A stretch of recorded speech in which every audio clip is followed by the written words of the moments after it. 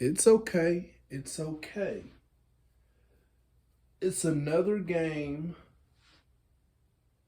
that the Falcons are not favored in. Have y'all noticed anything about this season? Anytime that the Atlanta Falcons are not favored to win these games, is either they win them or they come close, beat the spread, yada, yada, yada, etc., etc. Well, you know what? Chicago is favored. So what do you think is going to happen? I'm very confident about this game. What's up, everybody? Jamerus 58 Gilliam here, coming at you with another logistics video on how the Falcons can get their 5th win of the season at home against the Chicago Bears. A coming home party for Justin Fields, but we would like to spoil that, should we? Can we?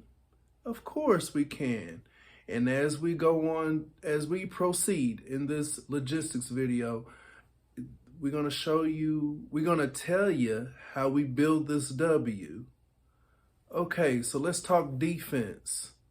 I mean, don't complicate things, especially if we're keeping Michael Walker at the Mike Backer position. We got to simplify things. We must stay true to our rushing lanes.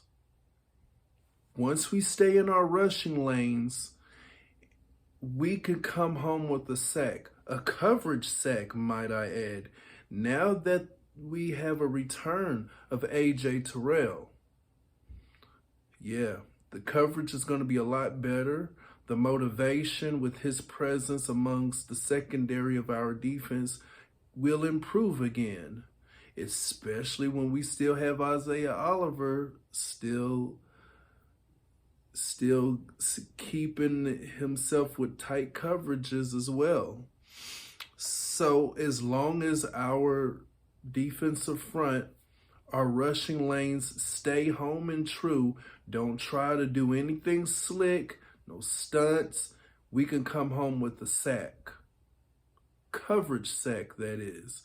Make sure Justin Fields have nowhere to throw that football. We could mess around and get some interceptions if we do it that way, and some sacks, but I'm very confident that we can do that. Offensively, we got to go back to being ourselves. Against the Panthers, with like a minute and a half left in the first half of the game, we only had 15 yards of rushing. Are you kidding me? Under Arthur Smith's system, where we are a run-heavy offense, that game got away from us simply because we wasn't true to ourselves offensively. We must go back to our identity. Go back to where that kept us competitive. Run the ball. Pound that rock. We got 4 different players who could run the. Come on now, Avery Williams, Caleb Huntley, Tyler Argill, Marcus Mariota,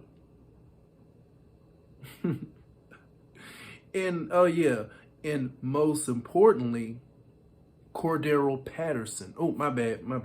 I meant Scordero Patterson. Gotta say his name correctly, because we gotta call that, we must call that into reality. Scordero Patterson. And then coaching wise, we got to call better executed plays. We got to call better plays. I know the execution was horrible, but the play calling was just as bad too, especially when we was running the ball.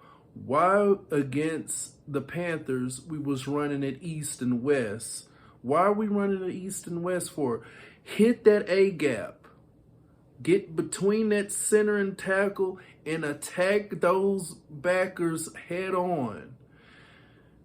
We don't do good running away from the action and expecting to hit the field or the boundary side of the field and turn it up No. Chill out with the jet sweeps and in the toss plays for a little bit. In those stretch run plays. No. Run that ice hole. Put Keith Smith right at his rightful fullback position and pound that rock. Let Keith Smith lead the way. I want better play calling from our coaching. We must call some blitz packages. Blitz packages on second down, mostly second down, so we can make it third and long for Fields and company. So in conclusion, as long as we can put together a nice little rushing lane on defense so where Justin Fields don't run away a lot, and as long as our offense stay true to themselves and continue to run the ball like we were supposed to run the ball, with better play calling from the coaching side of the field, we will definitely get our fifth win of the season, stretching our expectations a lot better. Keep that same energy. We're supposed to be 2-15, right? 58 out.